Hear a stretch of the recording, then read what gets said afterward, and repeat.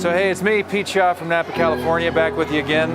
Told you last segment, my reality started to get changed when I realized what happened to me when I only ate one can of beans. So my very first visit, show up here on site.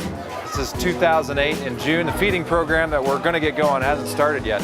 And as we're coming in, they're doing an assembly for us. And at that time, there were 350 children packed into this space behind me. And it was surreal, because the children were as quiet as church mice. And we get through and each class does a little thing showing off their stuff for us, and it's fun. It's kind of like a field day for them. But I was still just amazed at how quiet they were and how still they were. Then as I got a little closer to them, I recognized that there were some other issues involved here. They were so quiet because they didn't have any calories in their bellies to make them be like normal kids. They weren't noisy because they didn't have the energy to be noisy. They arrived at school at like 7 a.m. and they were hungry. In fact, the way the story would go is they would come to school and they'd be released for lunch. And a lot of the kids wouldn't come back because there was no lunch and they were too tired to come back to school. Their eyes, which were supposed to be white, were pretty yellow. Their skin was kind of scaly, wasn't healthy. Their hair didn't look healthy. You saw a lot of runny noses in this place. We later learned that about 40% of the kids are HIV positive.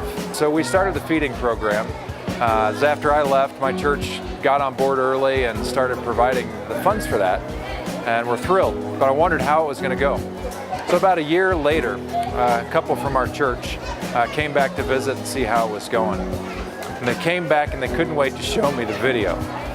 Because those kids, which were so quiet before, the video of that welcome celebration was alive, and it was buzzing like a beehive in this courtyard. Their skin got healthy, their hair looked healthy, their eyes were white, and there weren't nearly as many runny noses. Who would have thunk that just a can of beans would make that much of a physical difference? But it did, and it didn't cost us much to do it. Turns out we've been providing about 120,000 meals, and it doesn't cost that much. So my question to you is, there are other things to learn here, but we didn't know beans. We didn't know that this would make that kind of a difference. And I'm asking you to consider getting on board, because if you're watching this, you're already interested, you're already invested, you want to do something. Once you get involved, you can be that difference. And I'm asking you to do that maybe even right now. So join us, make a difference here at Baraja Community Center through When I Grow Up. Got 2 more segments to go.